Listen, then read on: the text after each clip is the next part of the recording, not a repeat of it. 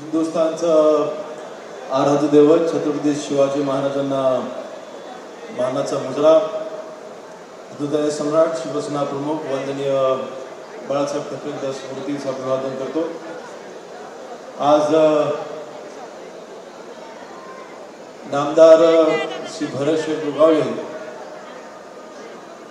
यांचा आज अभिषेकचिंतन सोहळा आणि नागरी सत्कार या संयुक्त कार्यक्रमाकरता येथे उपस्थित कर्जतचे आमदार महेंद्रजी थोरवे, आता ज्यांनी आपलं मनोगत व्यक्त केले ते महेंद्रजी दळवी,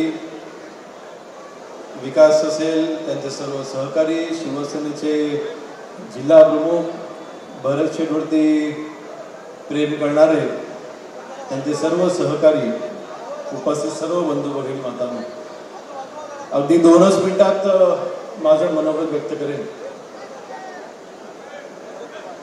आज खऱ्या अर्थाने रायगडमधील महाडमधील शिवसैनिकांना न्याय देण्याचं काम महाराष्ट्र राज्याचे उपमुख्यमंत्री आणि शिवसेनेचे मुख्य नेते एकनाथ शिंदे साहेबांनी केलं असं म्हटलं चुकीचं ठरणार नाही। 2019 ते 2022 रायगड जिल्ह्यामधील शिवसैनिकांचा संघर्ष हा मी आमच्या डोळ्याने पाहत होतो, परंतु काही अर्थातच त्यावेळेला उघडपणे आम्हाला सगळ्या गोष्टी बोलता येत नव्हत्या। आणि भरतशेठ सारखी व्यक्ती ही महाराष्ट्र राज्याचा मंत्री झाली पाहिजे अशी भावना अर्थातच आपल्या सर्वांच्या मनामध्ये होती। आणि त्यातल्या त्यात रायगड जिल्ह्याचं पालकमंत्रीपद हे भरतशेठकडे यावं अशी इच्छा या रायगड जिल्ह्यामधीलच नव्हे, आपला शेजारी म्हणून रत्नागिरी जिल्ह्याचा आणि आपल्या दापोली मतदारसंघाचा आमदार म्हणून आमची देखील ती इच्छा होती की भरतशेठ यांनी रायगड जिल्ह्याचा पालकमंत्री झालं पाहिजे। किंवा मला आठवतंय ज्या वेळेला ह्या 2024 साली विधानसभेच्या निवडणुका झाल्या, सरकार स्थापन होत असताना भरतशेठना मंत्रिपदाच्या शपथविधी घ्यायच्या अगोदर फोन येत होते की शेठ तुम्ही कॅबिनेट मंत्री नाही झालात तरी चालेल, पण तुम्ही पालकमंत्री व्हा। म्हणजे इतके साधे भोळे आपले कार्यकर्ते आणि त्यांच्या मनामधली ही भावना होती आणि त्यावेळेला आम्ही त्यांच्या सोबत होतो।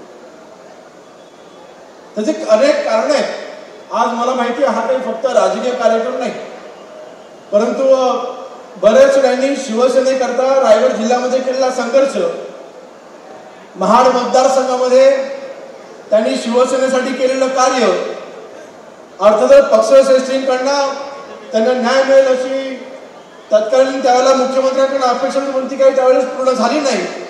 परंतु आज मला अभिमानाने सांगावं असं वाटतं की भरतशेठ यांच्यासारख्या सर्वसामान्य कार्यकर्त्याला मंत्रिपद देण्याचं काम हे आपले मुख्य नेते माननीय एकनाथ शिंदे साहेबांनी केलं आणि त्यांच्या मनापासून आज या व्यासपीठाच्या निमित्ताने पुन्हा एकदा मी आभार मानतो आणि दिलगिरी यासाठी व्यक्त करतो की माननीय आज आम्हाला यायला उशीर झाला। माननीय एकनाथ शिंदे साहेबांचा रत्नागिरी जिल्ह्याचा दौरा होता, त्या दौरा संपूर्ण आम्हाला तिथून जवळपास 5 वाजता मी रत्नागिरीला निघून आता मी इथे थेट या कार्यक्रमासाठी पोहोचलोय। माननीय उदय सामंत साहेब देखील माझ्या मागोमागूनच आहेत, माझ्या अर्ध्या 1 तासाने ते देखील पोहोचतीलच। परंतु आज भरतशेठ यांना कॅबिनेट मंत्रीपद देऊन नक्कीच रायगडमधील शिवसैनिकांना न्याय देण्याचं काम, महाडमधील शिवसैनिकांना न्याय देण्याचं काम हे आमच्या एकनाथ शिंदे साहेबांनी केलंय। आणि शेठ आता आम्ही येतानाच आम्ही जवळपास दुपारी 12 वाजल्यापासून ते 5 वाजेपर्यंत शिंदे साहेबांसोबत होतो आणि आम्ही त्यांना सांगितलं, मी आणि उदयजी दोघांनी, की आता आम्ही भरतशेठ साहेबांच्या वाढदिवसाच्या निमित्ताने त्यांना शुभेच्छा द्यायला जातोय, परंतु खऱ्या अर्थाने जर का त्यांना भेट कुठली द्यायची असेल तर ती आम्ही काही देऊ शकत नाही, रायगड जिल्ह्याचा पालकमंत्री देऊन सगळ्या शिवसैनिकांनीही आजच्या दिवसाला तुम्ही भेट द्या। तिकडे जाऊन आम्ही व्यासपीठावरती काय बोलायचं ह्याचं उत्तर काय ते आत्ताच आम्हाला द्या।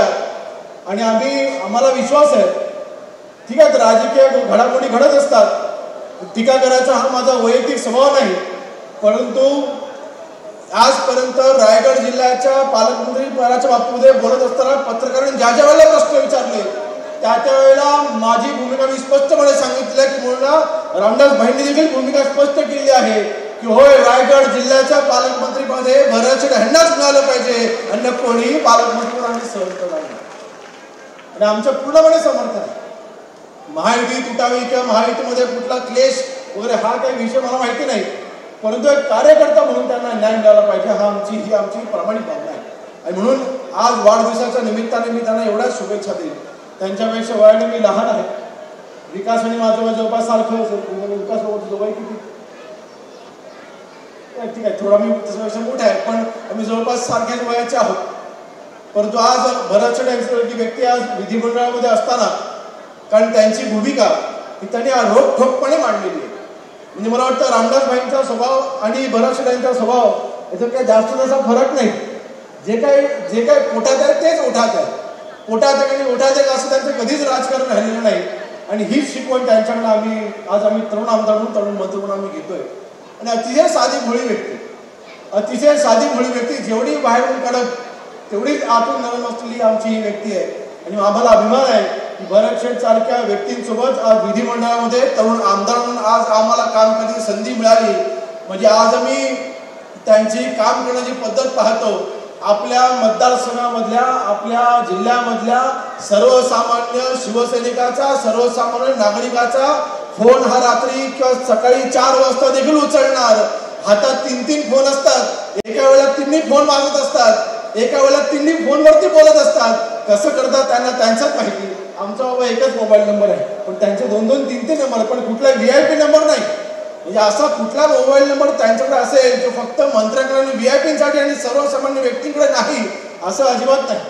एक मला वाटतं BSNLचा असेल, एक जिओचा असेल आणि एक अन्य कुठल्या कंपनीचा असेल. उद्देश एवढाच आहे की भरत शेठ ही व्यक्ती म्हणजे मी सर्वसामान्य व्यक्तींसाठी 24 तास अवेलेबल असलो पाहिजे. माझा हा फोन नाही लागला तर दुसरा फोन लागला पाहिजे, दुसरा नाही लागला तर तिसरा फोन लागला पाहिजे, हा त्याचा मागचा उद्देश आहे. आणि म्हणून मला वाटतं त्यांच्याकडे आम्ही शिकण्यासारखी गोष्ट आहे. आणि म्हणून आज अशा सहकाऱ्यांसोबत, वरिष्ठ सहकाऱ्यांसोबत काम करायला आम्हाला जेव्हा संधी मिळते, नक्कीच अनेक गोष्टी शिकायला मिळतात. सर्वसामान्य कार्यकर्त्यांना संपर्कामध्ये राहून त्यांना न्याय कसा मिळवून द्यायचा ही गोष्ट त्यांच्याकडे आम्ही नेहमी शिकत असतो. म्हणून मी अधिक वेळ आजच्या कार्यक्रमाला घेत नाही, परंतु त्यांना खूप खूप मनापासून शुभेच्छा. रामदास भाईंनी देखील बरेचसे आपल्याला शुभेच्छा दिलेल्या आहेत. आपल्याला उदंड आयुष्य लाभो, निरोगी आयुष्य लाभो एवढीच वरती ईश्वरचरणी आई जगदंबेचरणी प्रार्थना करतो. अधिक वेळ न घेता इथेच थांबतो. जय हिंद, जय भीम, जय महाराष्ट्र. धन्यवाद कदम साहेब. ज्या क्षणाची आपण वाट पाहतोय तो क्षण आता समीप आला. नामदार भरत शेठ गोगावले